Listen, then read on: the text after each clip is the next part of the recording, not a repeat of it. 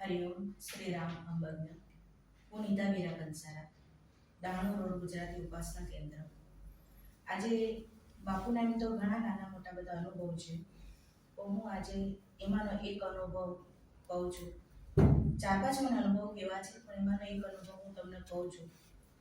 હું સાઈ બાબામાંથી બાપુમાં કેવી રીતે આવી એ હું આજે તમને કહેવા માંગુ છું. જ્યારે મારા મિસ્ટર પ્રવચનમાં જતા, આજે 1999ની વાત છે, હું ત્યારથી બાપુમાં છું. અને જ્યારે મારા મિસ્ટર પ્રવચનમાં જતા બાપુના, ત્યારે દાદરમાં પ્રવચન થતું હતું. ત્યારે યોગેશસિંહ કંસારા એ આવીને મને કહેતા કે નીતા સાચી તું ચાલ, સાઈનો અવતાર છે એમ કરીને.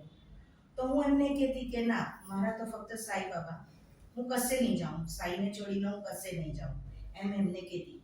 એમ કરતાં કરતાં ઘણો ટાઈમ થયો અને એ દર વખતે જાય અને આવીને મને કહ્યા કરે. તો હું એમને કહ્યું કે ઠીક છે, ચલો સાઈનો અવતાર છે. તો પછી એમણે મને થોડા કંઈ બી મને એવું કંઈ બતાવે તો હું ચોક્કસ આવીશ એમ કરીને, કે હું પોતે સાઈને શોધું છું એમ કરીને એના દર્શન માટે.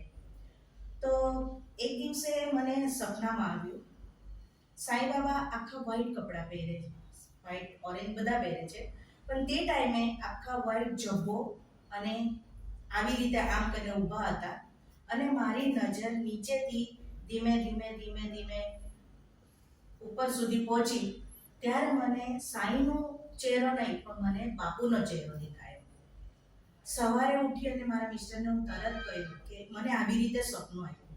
તો મારા મિસ્ટર એમ કે તું કહે ને કે તને કંઈ બી એવું બતાવવું જોઈએ તો તું બાપુ પાસે આવશે એમ કરીને, કે તને બાપુએ બતાવ્યું છે એમ કે.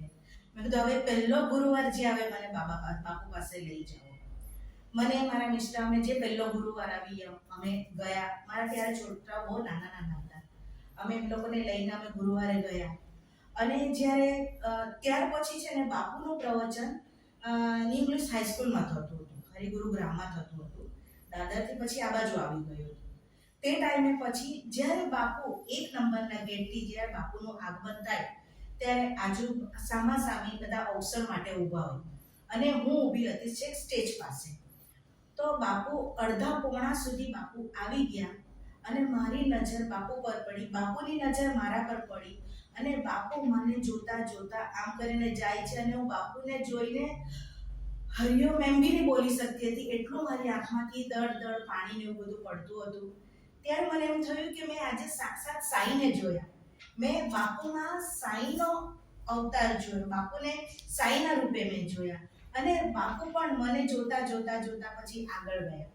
હું આવી રીતે પછી બાબામાંથી બાપુની ભક્તિમાં હું આવી રીતે આવી ગઈ.